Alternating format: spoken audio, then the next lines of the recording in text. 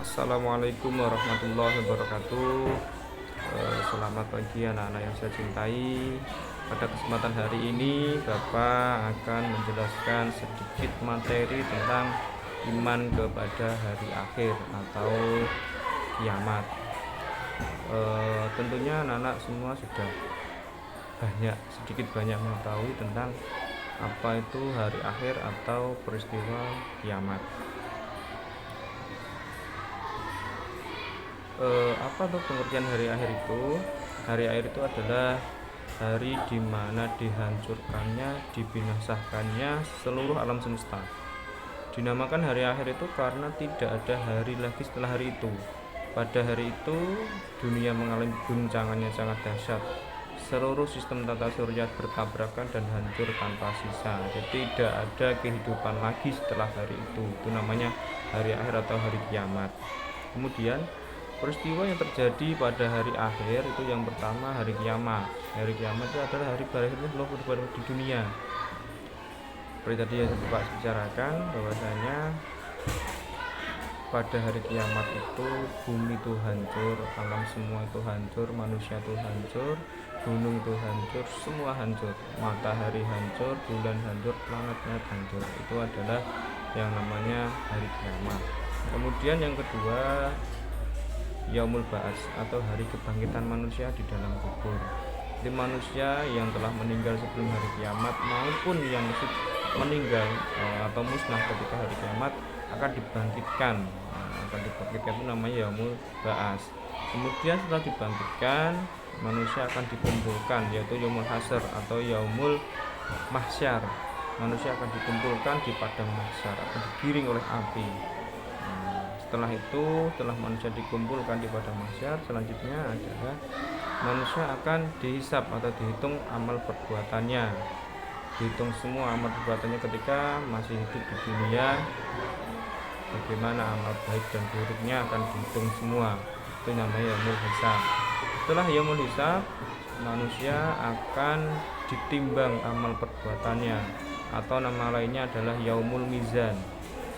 Setelah dihisab, dihitung, juga ditimbang amal perbuatan manusia yang tentunya dilihat nanti banyak amal baik atau amal buruknya. Kalau banyak amal baik berarti timbangannya akan berat amal baik. Kemudian kalau banyak amal buruknya berarti timbangannya akan condong ke amal buruk.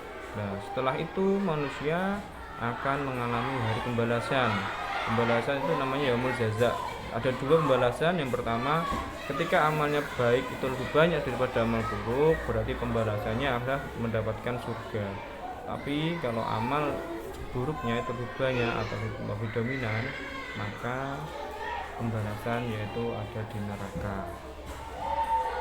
Selanjutnya adalah tanda-tanda hari kiamat. Ada tanda-tanda hari kiamat itu ada tanda-tanda umum dan ada tanda-tanda khusus. Tanda umumnya itu adalah peristiwa sebelum datangnya kiamat yang kemunculannya tidak biasa terjadi serta terjadi dengan waktu yang relatif singkat. Itu umum. Kemudian tanda hari kiamat yang khusus itu peristiwa sebelum datangnya kiamat yang terjadi dengan waktu yang relatif lama. Ini ada beberapa contoh tanda-tanda umum. Hari kiamat datang, pertama dicabutnya ilmu agama. Itu tandanya banyak di hari-hari akhir ini, di tahun-tahun ini, karena ada wabah corona.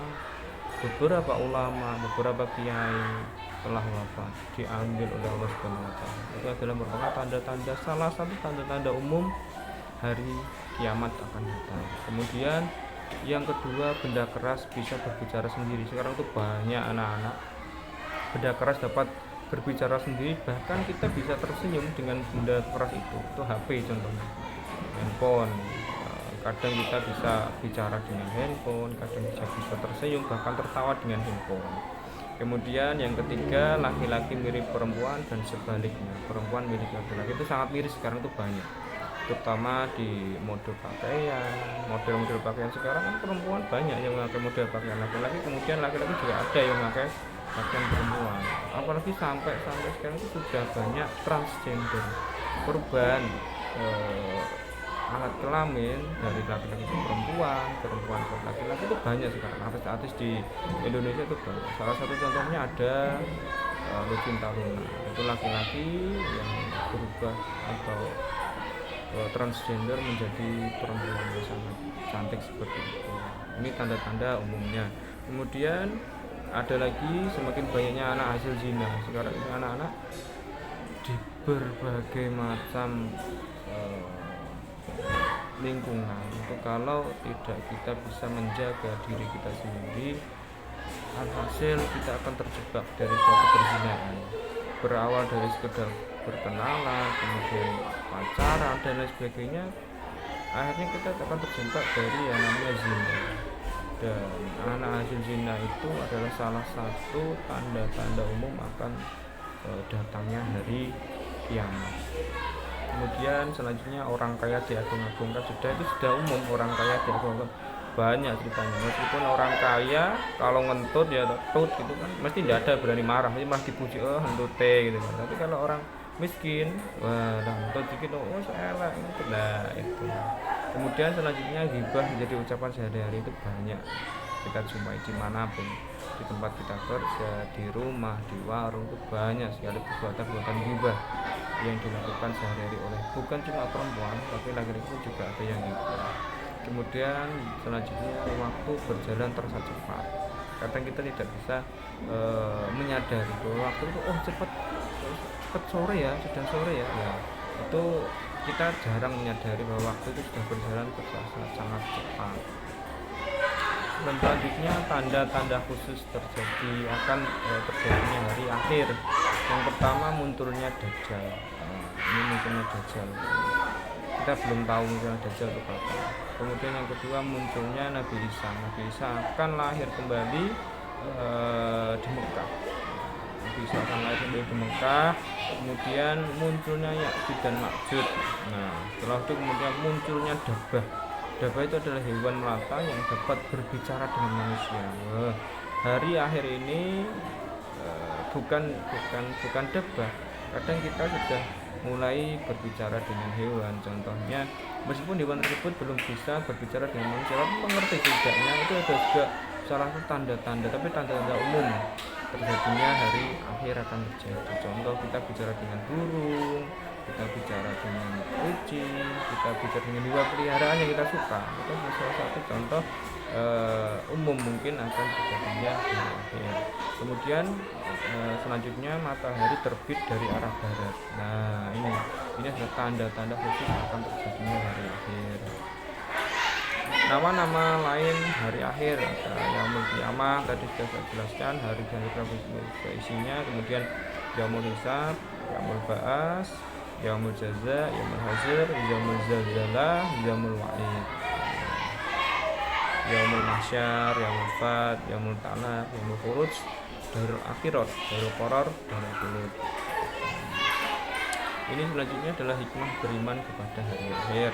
Anak-anak, tentunya kalau kita benar-benar beriman kepada hari akhir, kita akan mendapatkan hikmah. Yang pertama, bahwa menyadari bahwa hari kiamat itu pasti datang, dan yang mengetahui waktunya adalah Allah Subhanahu wa taala.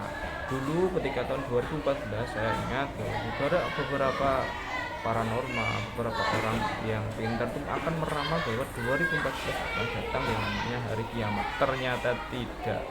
Nah itulah bahwasanya manusia tidak akan mampu, tidak akan bisa mengetahui datangnya hari kiamat. Kemudian yang kedua, dengan hancurnya alam semesta, kita dapat mengetahui bahwa Allah Maha Kuasa atas segala sesuatu yang terjadi. Betul, manusia itu tidak bisa menolak takdir atau kehendak Allah yang akan terjadi. Yang ketiga, akibat yang luar biasa dari hari kiamat, manusia harus mempersiapkan diri dengan bekal amal dan soleh. Nah, itu ketika kita beriman betul, yakin bahwa hari kiamat akan datang, pastinya kita semua akan mempersiapkan apa yang akan kita bawa ketika kita sudah meninggal, ketika nanti hari kiamat akan datang. Yang dibawa itu cuma satu, yaitu amal perbuatan kita, yang tentunya akan kita nikmati adalah amal perbuatan yang baik, bukan amal perbuatan yang jahat. Selanjutnya manusia akan mendapatkan keadilan Allah yang seadil-adilnya. Nah ini Allah akan memberikan keadilan yang seadil-adil. Tidak bisa kita mengelak, tidak bisa kita menyanggah keadilan Allah, karena Allah Maha Zat, Maha mengetahui semua, ada rekaman semua. Ketika kita berbuat baik, ketika kita berbuat buruk, ada rekamannya semua. Makanya dalam hidup ini kita diwajibkan untuk bisa berbuat adil kepada siapapun. Kemudian selanjutnya manusia harus introspeksi diri untuk memperbaiki segala akhlak yang tercela yang dilakukannya. Seperti tadi yang sudah saya bicarakan, ketika kita mati, hari kiamat yang akan datang, yang akan kita bawa dengan hanya amal baik, amal soleh. Nah, kita harus introspeksi diri bahwa perbuatan kita yang tercela, perbuatan kita yang buruk harus kita rubah, dan harus kita lakukan adalah kita merubah perbuatan buruk menjadi perbuatan yang tercela. Minimal kita tidak bisa mengulangi, tidak boleh mengulangi perbuatan buruk. Semua perhitungan amal manusia dilakukan secara teliti, hanya seberat biji itu loh. Kemudian memperkuat keyakinan bahwa Allah itu Maha Kuasa, terdorong untuk taat beribadah dan memohon ampun kepada Allah. Nah, itu kita harus selalu, kalau kita yakin bahwa hari kiamat itu akan datang, kita tidak tahu kapan datangnya. Jadi makanya kita harus didorong untuk selalu beribadah dan memohon ampun kepada Allah. Kita tidak tahu kiamat itu besok atau mungkin nanti, kita tidak tahu, maka kita harus selalu beribadah dan taat kepada Allah Subhanahu wa taala. Kemudian terdorong untuk selalu menghindari perbuatan tercela seperti yang coba Pak jelaskan tadi, memanfaatkan hidup di dunia dengan senantiasa beramal soleh. Nah, ini saja semua rezeki yang diberikan Allah itu adalah titipan. Semua yang diberikan Allah itu adalah titipan. Uang, kendaraan, rumah, fasilitas apa saja adalah titipan dari Allah. Makanya jangan sampai itu malu-malu atau jangan medit untuk bersedekah kepada orang yang membutuhkan, untuk beramal ke musola, ke masjid. Dan itulah nanti yang akan menjadikan amal kita atau kebaikan kita yang kita kelak akan kita ambil ketika kita di yaumul akhir, di hari kiamat. Demikian anak-anak materi yang dapat Bapak sampaikan, kurang lebihnya mohon maaf, semoga bermanfaat. Saya akhiri, wassalamualaikum warahmatullahi wabarakatuh.